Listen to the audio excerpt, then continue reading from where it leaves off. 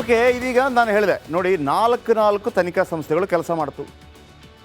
ಮೊದಲು ಮುಡಾ ಹಗರಣಗಳು ಬಂದಾಗ, B J P ಮುಗಿಬಿದ್ದಾಗ ಸಿದ್ದರಾಮಯ್ಯನವರೇ PN ದೇಸಾಯಿ ಆಯೋಗವನ್ನು ರಚನೆ ಮಾಡಿದರು.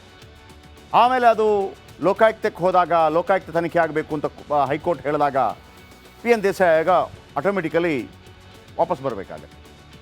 ಆಮೇಲೆ ಲೋಕಾಯುಕ್ತ ಬೇಡ, ಯಾರು ದೂರದಾರ ಸ್ನೇಹಮಯಿ ಕೃಷ್ಣ ಹೈಕೋರ್ಟ್ಗೆ ಹೋಗ್ಬಿಟ್ಟು ಇದು ಕೇವಲ ಲೋಕಾಯುಕ್ತದಲ್ಲ CBIಲಿ ಮಾಡಿ ಅಂತ ಹೇಳುವಾಗ CBI ಕೊಡಲಿಲ್ಲ. CBI ಬರುತ್ತೆ ಅಂತ ಭಾಳ ಇತ್ತು. ಈ ನಡುವೆ ED ಡೈರೆಕ್ಟಾಗಿ ಎಂಟ್ರಿ ಆಯಿತು.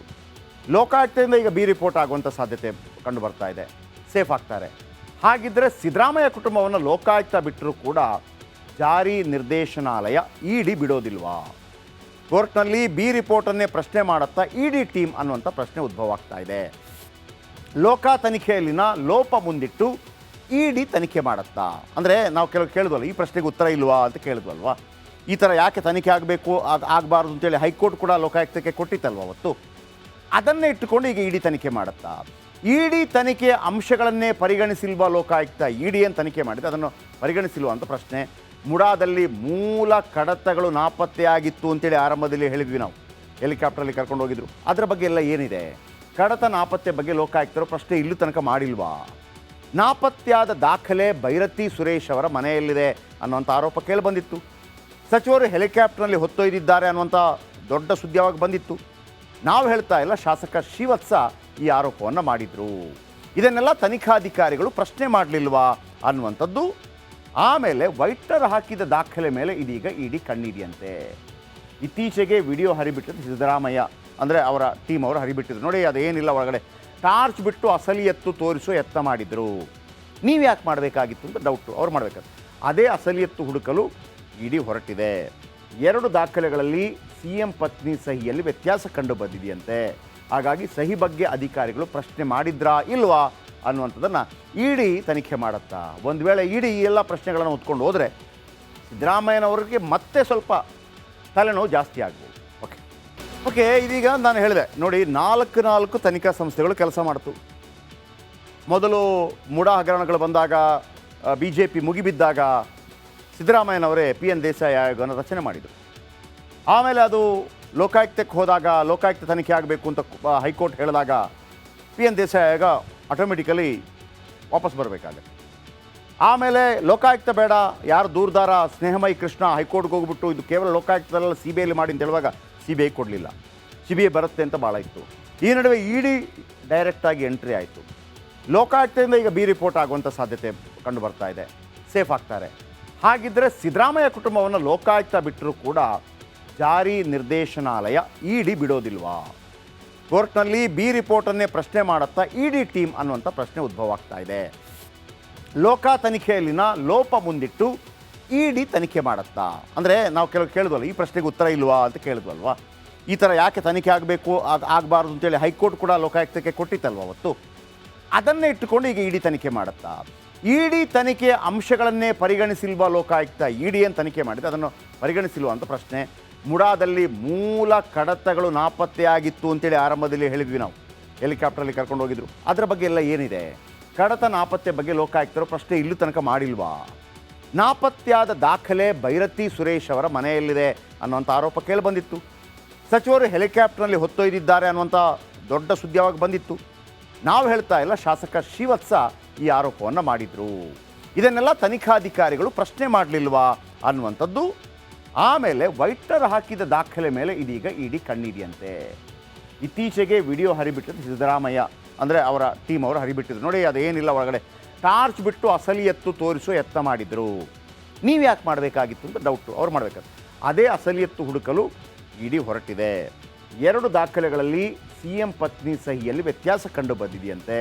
ಹಾಗಾಗಿ ಸಹಿ ಬಗ್ಗೆ ಅಧಿಕಾರಿಗಳು ಪ್ರಶ್ನೆ ಮಾಡಿದ್ರಾ ಇಲ್ವಾ ಅನ್ನುವಂಥದ್ದನ್ನು ED ತನಿಖೆ ಮಾಡುತ್ತಾ? ಒಂದು ವೇಳೆ ED ಈ ಎಲ್ಲ ಪ್ರಶ್ನೆಗಳನ್ನು ಹೊತ್ಕೊಂಡು ಹೋದರೆ ಸಿದ್ದರಾಮಯ್ಯನವರಿಗೆ ಮತ್ತೆ ಸ್ವಲ್ಪ ತಲೆನೋವು ಜಾಸ್ತಿ ಆಗ್ಬೋದು. ಓಕೆ, ಇದೀಗ ನಾನು ಹೇಳಿದೆ ನೋಡಿ, ನಾಲ್ಕು ತನಿಖಾ ಸಂಸ್ಥೆಗಳು ಕೆಲಸ ಮಾಡ್ತು. ಮೊದಲು ಮುಡಾ ಹಗರಣಗಳು ಬಂದಾಗ, BJP ಮುಗಿಬಿದ್ದಾಗ ಸಿದ್ದರಾಮಯ್ಯನವರೇ PN ದೇಸಾಯಿ ಆಯೋಗವನ್ನು ರಚನೆ ಮಾಡಿದರು.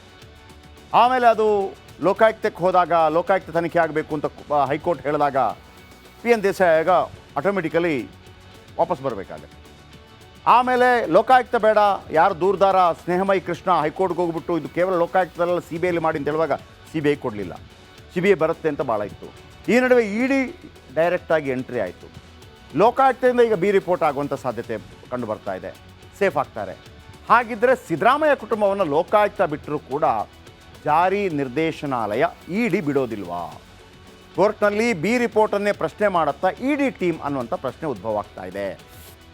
ಲೋಕ ತನಿಖೆಯಲ್ಲಿನ ಲೋಪ ಮುಂದಿಟ್ಟು ಇ ಡಿ ತನಿಖೆ ಮಾಡುತ್ತಾ? ಅಂದರೆ ನಾವು ಕೆಲವು ಕೇಳಿದ್ವಲ್ಲ, ಈ ಪ್ರಶ್ನೆಗೆ ಉತ್ತರ ಇಲ್ವಾ ಅಂತ ಕೇಳಿದ್ವಲ್ವಾ? ಈ ಥರ ಯಾಕೆ ತನಿಖೆ ಆಗಬೇಕು ಆಗಬಾರ್ದು ಅಂತೇಳಿ ಹೈಕೋರ್ಟ್ ಕೂಡ ಲೋಕಾಯುಕ್ತಕ್ಕೆ ಕೊಟ್ಟಿತ್ತಲ್ವ ಅವತ್ತು. ಅದನ್ನೇ ಇಟ್ಟುಕೊಂಡು ಈಗ ಇ ಡಿ ತನಿಖೆ ಮಾಡುತ್ತಾ? ಇ ಡಿ ತನಿಖೆಯ ಅಂಶಗಳನ್ನೇ ಪರಿಗಣಿಸಿಲ್ವಾ ಲೋಕಾಯುಕ್ತ? ಇ ಡಿ ಏನು ತನಿಖೆ ಮಾಡಿದೆ ಅದನ್ನು ಪರಿಗಣಿಸಿಲ್ವಾ ಅಂತ ಪ್ರಶ್ನೆ. ಮುಡಾದಲ್ಲಿ ಮೂಲ ಕಡತಗಳು ನಾಪತ್ತೆಯಾಗಿತ್ತು ಅಂತೇಳಿ ಆರಂಭದಲ್ಲಿ ಹೇಳಿದ್ವಿ ನಾವು. ಹೆಲಿಕಾಪ್ಟ್ರಲ್ಲಿ ಕರ್ಕೊಂಡು ಹೋಗಿದ್ರು. ಅದರ ಬಗ್ಗೆ ಎಲ್ಲ ಏನಿದೆ? ಕಡತ ನಾಪತ್ತೆ ಬಗ್ಗೆ ಲೋಕಾಯುಕ್ತರು ಪ್ರಶ್ನೆ ಇಲ್ಲೂ ತನಕ ಮಾಡಿಲ್ವಾ? ನಾಪತ್ತೆಯಾದ ದಾಖಲೆ ಭೈರತಿ ಸುರೇಶ್ ಅವರ ಮನೆಯಲ್ಲಿದೆ ಅನ್ನುವಂಥ ಆರೋಪ ಕೇಳಿಬಂದಿತ್ತು. ಸಚಿವರು ಹೆಲಿಕಾಪ್ಟರ್ನಲ್ಲಿ ಹೊತ್ತೊಯ್ದಿದ್ದಾರೆ ಅನ್ನುವಂಥ ದೊಡ್ಡ ಸುದ್ದಿಯಾಗಿ ಬಂದಿತ್ತು. ನಾವು ಹೇಳ್ತಾ ಇಲ್ಲ, ಶಾಸಕ ಶ್ರೀವತ್ಸ ಈ ಆರೋಪವನ್ನು ಮಾಡಿದರು. ಇದನ್ನೆಲ್ಲ ತನಿಖಾಧಿಕಾರಿಗಳು ಪ್ರಶ್ನೆ ಮಾಡಲಿಲ್ವಾ ಅನ್ನುವಂಥದ್ದು. ಆಮೇಲೆ ವೈಟ್ನರ್ ಹಾಕಿದ ದಾಖಲೆ ಮೇಲೆ ಇದೀಗ ಇ ಡಿ ಕಣ್ಣಿದೆಯಂತೆ. ಇತ್ತೀಚೆಗೆ ವಿಡಿಯೋ ಹರಿಬಿಟ್ಟಿದ್ದು ಸಿದ್ದರಾಮಯ್ಯ, ಅಂದರೆ ಅವರ ಟೀಮ್ ಅವರು ಹರಿಬಿಟ್ಟಿದ್ರು ನೋಡಿ. ಅದೇನಿಲ್ಲ, ಒಳಗಡೆ ಟಾರ್ಚ್ ಬಿಟ್ಟು ಅಸಲಿ ಎತ್ತು ತೋರಿಸೋ ಯತ್ನ ಮಾಡಿದರು. ನೀವು ಯಾಕೆ ಮಾಡಬೇಕಾಗಿತ್ತು ಅಂತ ಡೌಟು. ಅವ್ರು ಮಾಡಬೇಕಾದ್ರೆ ಅದೇ ಅಸಲಿ ಎತ್ತು ಹುಡುಕಲು ಇ ಡಿ ಹೊರಟಿದೆ. 2 ದಾಖಲೆಗಳಲ್ಲಿ ಸಿ ಎಂ ಪತ್ನಿ ಸಹಿಯಲ್ಲಿ ವ್ಯತ್ಯಾಸ ಕಂಡು ಬಂದಿದೆಯಂತೆ. ಹಾಗಾಗಿ ಸಹಿ ಬಗ್ಗೆ ಅಧಿಕಾರಿಗಳು ಪ್ರಶ್ನೆ ಮಾಡಿದ್ರಾ ಇಲ್ವಾ ಅನ್ನುವಂಥದ್ದನ್ನು ಇ ಡಿ ತನಿಖೆ ಮಾಡುತ್ತಾ? ಒಂದು ವೇಳೆ ಇ ಡಿ ಈ ಎಲ್ಲ ಪ್ರಶ್ನೆಗಳನ್ನು ಹೊತ್ಕೊಂಡು ಹೋದರೆ ಸಿದ್ದರಾಮಯ್ಯನವರಿಗೆ ಮತ್ತೆ ಸ್ವಲ್ಪ ತಲೆನೋವು ಜಾಸ್ತಿ ಆಗ್ಬೋದು. ಓಕೆ, ಇದೀಗ ನಾನು ಹೇಳಿದೆ ನೋಡಿ, 4 ತನಿಖಾ ಸಂಸ್ಥೆಗಳು ಕೆಲಸ ಮಾಡ್ತು. ಮೊದಲು ಮುಡಾ ಹಗರಣಗಳು ಬಂದಾಗ, ಬಿ ಜೆ ಪಿ ಮುಗಿಬಿದ್ದಾಗ ಸಿದ್ದರಾಮಯ್ಯನವರೇ ಪಿ ಎನ್ ದೇಸಾಯಿ ಆಯೋಗವನ್ನು ರಚನೆ ಮಾಡಿದರು. ಆಮೇಲೆ ಅದು ಲೋಕಾಯುಕ್ತಕ್ಕೆ ಹೋದಾಗ, ಲೋಕಾಯುಕ್ತ ತನಿಖೆ ಆಗಬೇಕು ಅಂತ ಹೈಕೋರ್ಟ್ ಹೇಳಿದಾಗ ಪಿ ಎನ್ ದೇಸಾಯಿ ಆಯೋಗ ಆಟೋಮೆಟಿಕಲಿ ವಾಪಸ್ ಬರಬೇಕಾಗುತ್ತೆ. ಆಮೇಲೆ ಲೋಕಾಯುಕ್ತ ಬೇಡ, ಯಾರು ದೂರದಾರ ಸ್ನೇಹಮಯಿ ಕೃಷ್ಣ ಹೈಕೋರ್ಟ್ಗೆ ಹೋಗ್ಬಿಟ್ಟು ಇದು ಕೇವಲ ಲೋಕಾಯುಕ್ತದಲ್ಲ ಸಿ ಬಿ ಐಲಿ ಮಾಡಿ ಅಂತ ಹೇಳುವಾಗ ಸಿ ಬಿ ಐ ಕೊಡಲಿಲ್ಲ. ಸಿ ಬಿ ಐ ಬರುತ್ತೆ ಅಂತ ಭಾಳ ಇತ್ತು. ಈ ನಡುವೆ ಇ ಡಿ ಡೈರೆಕ್ಟಾಗಿ ಎಂಟ್ರಿ ಆಯಿತು. ಲೋಕಾಯುಕ್ತದಿಂದ ಈಗ ಬಿ ರಿಪೋರ್ಟ್ ಆಗುವಂಥ ಸಾಧ್ಯತೆ ಕಂಡು ಬರ್ತಾ ಇದೆ. ಸೇಫ್ ಆಗ್ತಾರೆ. ಹಾಗಿದ್ದರೆ ಸಿದ್ದರಾಮಯ್ಯ ಕುಟುಂಬವನ್ನು ಲೋಕಾಯುಕ್ತ ಬಿಟ್ಟರೂ ಕೂಡ ಜಾರಿ ನಿರ್ದೇಶನಾಲಯ ಇ ಡಿ ಬಿಡೋದಿಲ್ವಾ? ಕೋರ್ಟ್ನಲ್ಲಿ ಬಿ ರಿಪೋರ್ಟನ್ನೇ ಪ್ರಶ್ನೆ ಮಾಡುತ್ತಾ ಇ ಡಿ ಟೀಮ್ ಅನ್ನುವಂಥ ಪ್ರಶ್ನೆ ಉದ್ಭವ ಆಗ್ತಾ ಇದೆ. ಲೋಕ ತನಿಖೆಯಲ್ಲಿನ ಲೋಪ ಮುಂದಿಟ್ಟು ಇ ಡಿ ತನಿಖೆ ಮಾಡುತ್ತಾ? ಅಂದರೆ ನಾವು ಕೆಲವು ಕೇಳಿದ್ವಲ್ಲ, ಈ ಪ್ರಶ್ನೆಗೆ ಉತ್ತರ ಇಲ್ವಾ ಅಂತ ಕೇಳಿದ್ವಲ್ವಾ? ಈ ಥರ ಯಾಕೆ ತನಿಖೆ ಆಗಬೇಕು ಆಗಬಾರ್ದು ಅಂತೇಳಿ ಹೈಕೋರ್ಟ್ ಕೂಡ ಲೋಕಾಯುಕ್ತಕ್ಕೆ ಕೊಟ್ಟಿತ್ತಲ್ವ ಅವತ್ತು. ಅದನ್ನೇ ಇಟ್ಟುಕೊಂಡು ಈಗ ಇ ಡಿ ತನಿಖೆ ಮಾಡುತ್ತಾ? ಇ ಡಿ ತನಿಖೆಯ ಅಂಶಗಳನ್ನೇ ಪರಿಗಣಿಸಿಲ್ವಾ ಲೋಕಾಯುಕ್ತ? ಇ ಡಿ ಏನು ತನಿಖೆ ಮಾಡಿದೆ ಅದನ್ನು ಪರಿಗಣಿಸಿಲ್ವಾ ಅಂತ ಪ್ರಶ್ನೆ. ಮುಡಾದಲ್ಲಿ ಮೂಲ ಕಡತಗಳು ನಾಪತ್ತೆಯಾಗಿತ್ತು ಅಂತೇಳಿ ಆರಂಭದಲ್ಲಿ